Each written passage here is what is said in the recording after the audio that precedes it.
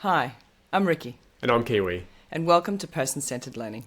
If you're a homeschooler, an independent thinker, a lover of life's big questions, or simply don't fit into the mainstream education system, we would love for you to join us. If you like what you see, please like and subscribe. So we've been homeschoolers for about 14 years, Yep. and we started this channel because we thought, well, when we first started, it was pretty scary. So we thought that after speaking to many homeschoolers over the last 14 years, we've realised that, I think that there might be a place for a bit of moral support for those people who are already homeschooling and for those people who might be on the brink of or thinking about homeschooling their kids. Yeah, look, it can be a really lonely journey, that's the truth. And not because we're so individual, but because I guess it's just not a mainstream thing at all. No. So even though there are loads of homeschoolers everywhere, even here in Australia where it's not such a big thing, it's still a lonely journey. Yeah, like little bubbles all over the place sort of thing. It's not. Yeah. It's hard to connect. Yeah. And also, as a student, homeschool or otherwise, youth is tough. And I guess being a homeschool kid, you might feel a little different. I know our kids, they love what they do. But there's that awareness that, hey, this is a bit different to everyone else I know. So, look, this is for the kids as well as it is for the grown-ups. Yeah. Yeah. So, look, there are so many challenges that come up. There are doubts at every turn, and there's no official faculty to fall back on, is there? No, you don't get the same sort of support. So you kind of got to find your own way, and that you can do that. But it's nice to have a little bit of, guidance along the way, I guess. Yeah. And look, while we're not exactly guides or anything, we're just, we don't want to position ourselves as gurus or anything like that. We're simply... Sharing experience. Exactly. Yeah. That's what it is. More than guiding, just sharing experience, because hearing other people's stories can sometimes help. Yep. Now, before we go on, I don't want to say that I'm a homeschool advocate or anything like that. We advocate for the child. That's what I really care about. Yeah, More absolutely. than anything else, it is the child. So this isn't a homeschool propaganda channel or anything like that. It's really about big ideas and learning, and we happen to learn via homeschooling. Yeah. So firstly, I reckon we need to talk about what is homeschooling. So a lot of people think, you sit at home and you do school. Yeah. You might even have a Do uniform. school at home. Yeah, packed lunches and bags, everything the same as Exactly. as school, but at home. But with less traffic. Yeah. None of those pesky school drop-off zones either. No. Yeah, no, be careful in those, you'll get fined. So Riki, what is homeschooling to you? Well, I've often had this thought that we're actually all homeschoolers. So if you've got children, then your children are learning from you, from life, from their very beginning. So I kind of feel like homeschooling is, I guess, once a child turns 5 or 6, depending on which country you live in, or 7, or even earlier, like 3. I think we're looking at starting school at, 4 in Australia? That's a whole other topic. But we're all homeschoolers, but I guess to varying degrees. Yeah. So I guess parents and families can choose how much childcare and how much of learning, I guess, or education they choose to outsource to other people or to institutions. But actually, we're all learning. All of our children are learning more at home than they are anywhere else. Anyway, so we're sort of, we're all homeschoolers. Yeah. So to varying degrees, as to you varying put it. degrees. Yeah.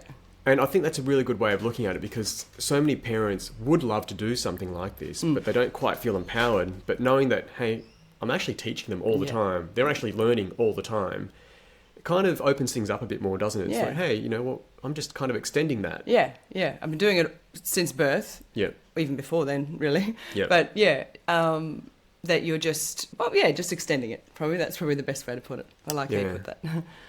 So look, it doesn't have to be school replicated at home. No. It's a misnomer, that whole homeschool thing. No, it's a terrible label to begin with. Yeah. I mean, we use it because that's what there is. It's a that's thing. The norm. Once something becomes a thing, it's easier to explain it like that. People know what you're talking about when you say homeschooling. It certainly doesn't have to happen at home. No. In fact, we just went on a great holiday and our kids learned so much. Yeah. We were in nature. Yeah. They were surfing. We were playing all the time. Melting glass. Making charcoal. Outdoors. And the the most important lesson, I think, was always bring a spare tyre when you're trailing something. Yeah, so towing a trailer and not having a spare tyre can lead to, well, a shredded tyre and being on the side of a highway for 2 hours in 34-degree heat and having to pick up the trailer the next day and doing another extra 400 kilometres on your car. But it was really lovely to see how our children dealt with that adversity. It was a really good, even that experience, I think, was another opportunity for growth and learning. Yeah, exactly. And that was great for us to see as well. Because I didn't know how they would handle that. Yeah. Yeah, but they stood tall and they learned something. I learned a lot. Yeah. Yeah. So homeschooling can happen anywhere, so just keep that in mind. A lot of people might think, I don't have the space for it at home, I'm not resourced enough. You can do it anywhere. Yeah. And you can do it anyhow. Yeah, yeah. So I think another important thing to ask yourself when you're starting the journey is, why am I doing it? Now, for us, it was about the kids. Yeah, it just felt so unnatural to send out first, because we only had one at the time. But yeah, it felt so unnatural to do that, to send our child away from home for that many hours every single day. I was just like, and also it was something that was in the back of my mind from, I guess, I struggled a bit with school. I loved the senior years, but the junior years it felt like a bit of a prison to me. It felt like a smelly, Fair enough. cold, unpleasant sort of an environment. Sorry to interrupt, but you mentioned smelly there. Just thinking of the toilet block at my school, geez, I don't know what it was. Well, I think I do know what it was. But I don't think you can get that out of there. I think you need an exorcism to get that smell out. It was so bad. Yeah, yeah. But look, my schooling experience was different. Yes. I loved school. I was actually school captain. I was vice captain too in my high school, so... Captain's a bit hard.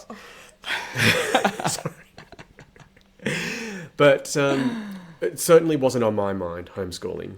I thought my kids would go to school, they'd do really well, and they'd go on to university, and there's this natural progression throughout society. That's just how it works. But then I had kids, and that changed everything. Yeah. Because you can have an idea, but the other person doesn't have to go along with it. Yeah. And our eldest son, he just didn't want to go to school. It was just never a thing. When we were enrolling him for preschool, when we were looking at enrolling him, Riki was like, does he have to go? Because, it's not going to work. He doesn't want to go. And I was like, no. And then it seemed like a whole weight was lifted off your shoulders. Yeah. As soon as I knew that you were okay with it, because I thought, well, he's only 3. And I was watching him play in the garden, and he'd actually just... Oh, actually, it's a bit private for him. I can't disclose all that, his toileting issues, but his toileting journey. But he'd just learned... mine or his? He'd just overcome a milestone at the time, and I was thinking, he's learning all the time, and we want to now send him off somewhere, and it just didn't feel right for that many hours a day. I thought, to be away from his family, I just thought, and when I found out that you were okay with him not going to preschool, I thought, oh, thank God. And then the next year, and eventually we just, 14 years later. Yeah, he's still at home. Yeah. Well. Toileting issues sorted, though, don't worry. Yes. Yep. But here we are. So that was our reasoning. So I think that's really important to understand why you're doing it. So for us, it's for the child, which really sets up everything else, I think.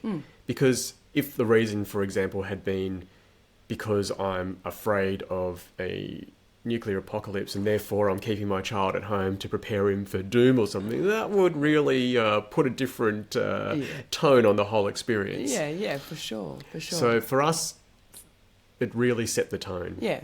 And yeah, it's got to be, I think, relationship first.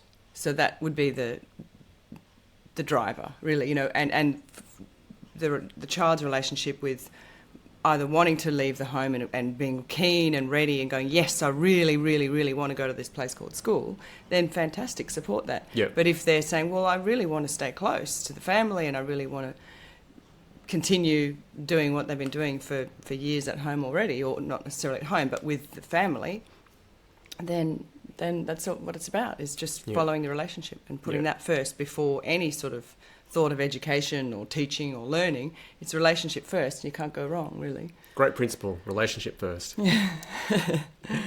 And I guess that leads to another point, which is about your own relationship with yourself. I think this is really important. Now, like I said, I was school captain. That was a joke, by the way, when I said captain was above vice captain. None of it means anything. Let's be honest here. No. You know, I didn't have any rights. No. I wasn't, allowed to just do whatever I wanted because I was school captain. No, you just have to give speeches, really. Yeah. I remember screwing one up majorly. Anyway, that's something that'll haunt me for the rest of my life. But I think it's really important to unpack your own baggage. You know, having a bad relationship with yourself can be really difficult as a parent in general, whether you're homeschooling or not, it doesn't matter. But I'd say that's the primary thing. The self-relationship. So that would be my biggest tip probably is to sort yourself out, because we have no idea what we're passing on to our kids. And that's a journey and a process. You can't say, I'm going to sort myself out and then I'll start homeschooling. It's a journey, You can't just go, okay, I've done that now, It's a process. Yeah. And it's something, you've got to work on it every single day, I guess. Yeah, and it's really hard and it's really confronting. I think it brings everybody to tears. The amount of regrets we have, the amount of recurring dreams we all have, it's hard. I'm not going to sugarcoat that at all, but it's something we must confront. But as a homeschooling parent, I think it's even more apparent, isn't it, than if we were just sending our kids off and letting them learn whatever the curriculum is at school. Yeah. We might have our own agendas that we're not even aware of. Yeah. You might not let your kid do something because something happened, in your past or something. Yeah. I think that was the storyline of Footloose, wasn't it? That they weren't allowed to dance because there was some sort of accident. Dancing accident. We should make that part of our homeschool curriculum. We're watching Footloose tonight. Fabulous. The original. Yeah. I've actually never seen the original. No way. Yeah, I've seen the new one. Oh, I haven't seen the new one. Very good dancing. Yeah, nice. The feet were loose. Nice. Yes. So unpack your baggage and watch Footloose. Very important. Yeah. Another thing that comes up a lot is people asking, am I qualified to do this? Am I smart enough to teach my kids? How would you address that, Riki? Well, I think the number one thing is that you know your child better than anybody else, and you've been with your child and supporting your child from the very beginning. So you didn't have any qualifications then, really. You didn't. No one gave you you may have done a few parenting courses or, read some books, but really, you don't have any qualifications to raise children. So no one does. No, there's no book, there's no, there's so many different philosophies and approaches, and I guess it comes back to knowing yourself as well, and to well, I think that's clearly the first step. You've got to know yourself. You said that you can read books and that sort of thing. I'm sure I'm not the only one that does this, but we all sing in our head, don't we? The difference between reading a book about parenting and actually parenting is like singing in your head compared to singing out loud. I'll tell you now, I've got the best voice in my head. Okay, when I'm driving along and I'm singing in my head, I'm like, oh wow, this is great, and then I belt it out. Yeah.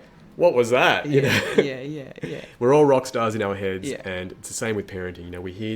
We dream of parenting in a certain way. You might even have a white picket fence in your dream parenting scenario, and then boom, someone throws a baby at you. Yeah. A lot comes up. Yes. So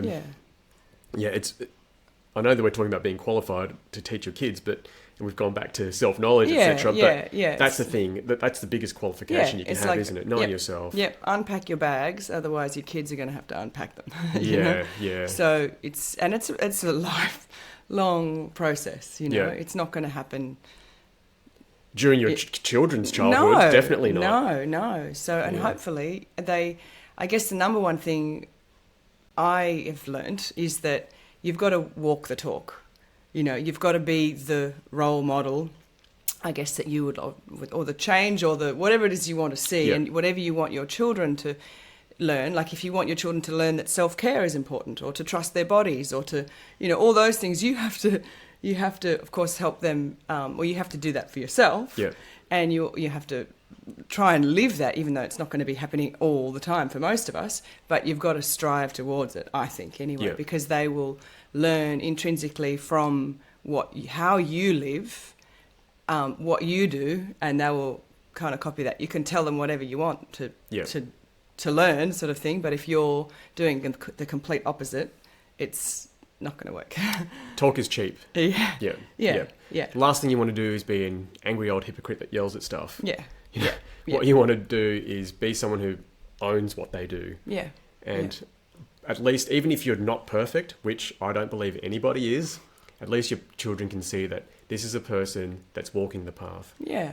They're understanding their faults, trying to correct them every single day, because we repeat our faults constantly. Yeah. So to go back to the question, am I smart enough or qualified enough to teach your kids? Do you have a good enough relationship with yourself to facilitate a child to go on a journey? That's the real question, isn't it? And if you do have the self-awareness, the self-love, the self-care routine, you can do that. Yeah. And it's again, it's a journey. it's yes. not, you can't sort of say, oh, well, if you're, self-aware and you're all these perfect things, then, great, you'll, succeed at homeschooling. Really, kids, I think, ultimately just want to know that, they want to be seen and they want to be heard and they want you to be authentic as well. And if you do stuff up, which we all do a million times, Constantly. Just be authentic and apologise and relationship first. I think that's the key, is always put the relationship first and focus on that relationship with yourself and, of course, with your child. And spoiler alert, that's probably the key to life, relationships. Learn how to maintain, and I guess fertilise relationships. Water them. Yes. Don't fertilise them. Water them. That was poor language there. See, we're constantly making mistakes. I am anyway. Yeah, well, God, I'm the queen. So another question that comes up with, you are the queen. Of mistakes. No, that was a complete sentence, by the way. She's the queen. What should I teach the kids? That's another question that comes up a lot. People are like, so what do you actually teach them? Well, do children need to be taught? Do children learn without being taught? When I was a kid, I did struggle with school. And my dad used to give me books by John Holt. I was very lucky. So one book in particular was Learning All the Time. And that book in particular is about how children learn things, like learning to read, learning so many different things in life, actually without being taught. And it was really opened my eyes, thinking, I was always told that you have to go to school to learn how to read. I was always told that how will you learn if you don't go to school? So the seed was planted for me sort of very early on. And so when I was watching our first child learn everything without being taught, I was like, wow, that book was, all those books I read when I was a kid struggling with school, they were all right, It was like, do kids need to be taught? When is not the right time, but is there opportunity for teaching, and is there opportunity for stepping back and just providing the a fertile environment and providing the resources that a child would need, and just stepping back. Yeah, good point. So more facilitating than teaching. Yes, yeah. I've been sitting down with our kids and they've been doing maths through Khan Academy. That's not a plug for them, by the way. We've got nothing to do with them. It's a handy resource. Some of the explanations are really fast. And I think you do need someone to sit there and help. Yeah. So it's a bit of balance. You want to be able to get to someone to a point where you can just let them go off and do their own thing. Yes. With supported. Most things, you actually can. Other than the really specific technical stuff, for example, integral calculus. I don't think any kid's just going to go and play in the park and work out integration. It just doesn't happen. No. If it does, you've got a genius on your hands. You can milk that for a lot of money. But it's not something that happens for something like that that's really technical. Yeah, and there has to be that spark there to want to learn interest. It. Yeah. But overall, for most things, once a kid can read, they can do anything. No. You don't actually have to even be in the same room ever again.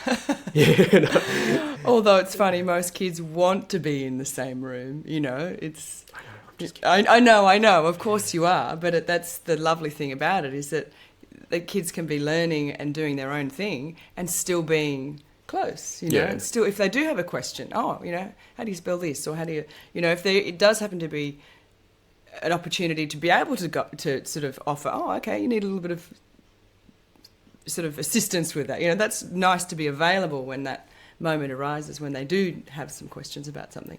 Yeah. On a journey like with Khan Academy, where, it does move fairly quickly, and it's, how do you do this? Or, either have someone right next to you or call out, I can't do this, and then ask for the support when they need it. Yeah. So that's gone really well for us. I think our kids learn very well independently. Yeah. Our 8-year-old, he knows more about geography than either of us. Yeah, yeah. The things he's taught us, I'm like, how'd you know that? Yeah. So that's really cool. Yeah, it is. He doesn't need to get any sort of specialised knowledge about that to learn that. No, he can just go out and do it on his own. Passionate sort of interest in it. And he's just learning and learning and learning and learning. They're talking about flags and different borders, countries that border each other. And, he's just like, wow, how do you know all that? It's beautiful. Exactly. And the last point I want to get to that always comes up, and it's actually usually the first point, is how are your kids going to make friends? Or how are my children going to make friends? So that's a bit of a tricky one for everybody in the whole world, I think. How do you make friends? Yeah. Do you have good friends? I do a podcast with a mate of mine, and we hadn't seen each other for years. We hadn't really spoken meaningfully for close to 10 years. And now we're reconnected and we're like brothers now. It's fantastic. And something that's come up on the podcast, by the way, it's called The Two Gentlemen. You should check it out. We would love your support. Something that comes up on the podcast every now and then is, how do you make friends as an adult? It's a really tricky thing. And unless you're thrown into a situation like joining a rugby club or going to school, it's not that easy. Quite often it's through work. But to make meaningful relationships for anybody, I think is difficult. Yeah. And to think that a child's just going to be thrust into, their own age group with people who just happen to live in the same area as them, the same catchment, the same postcode or whatever it is, that's automatically going to make meaningful friendships. I think that's a little bit naive. Yeah. Of course, it's nice to be surrounded by people, but look, the truth is life can be lonely, and it's really hard to meet anybody that you get on with really well. Yeah. Yeah, I agree. That it's no guarantee just by going to school that, or going anywhere, that you'll meet people that you really connect with, and that's, and that is true of school in particular, where people think, how are they going to meet? How are they going to socialise? How are they going to learn how to make friends? It's like, well, that's not necessarily something that happens just at school.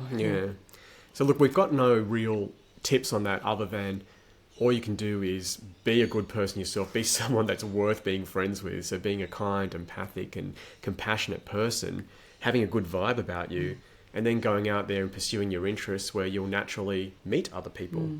So if you're that kind of person and you happen to start surfing, well, you'll meet people out in the surf who are the same, and you'll chat and make friendships that way. There are so many ways to make friends, but the most important thing is to be someone who's worth being friends with. And that's what we're trying to pass on to our kids. Yeah, and to show interest in others, and to show concern and curiosity in others. And I think the best way of being interesting is being interested. Yeah. So look, that's where we'd love to start. If we could do it all again, I'd love to have known all that. So if you're just starting your journey now, or wherever you are on the journey of homeschooling, we hope that's helped you. Yeah, and we hope to make lots and lots of videos about, I guess, sharing our experiences, and hopefully maybe some of them will help some of you out there. Yeah. So if you enjoyed that, please like and subscribe. We'd love your support. We really want to make this work and build a lovely community because, look, the world can be a beautiful place. And I'm personally privileged enough to have met so many good people in my life, and so many people through the homeschooling community as well. I'm really lucky, and it's really fulfilled my life. Mine too. Thanks so much. Yeah, thank you.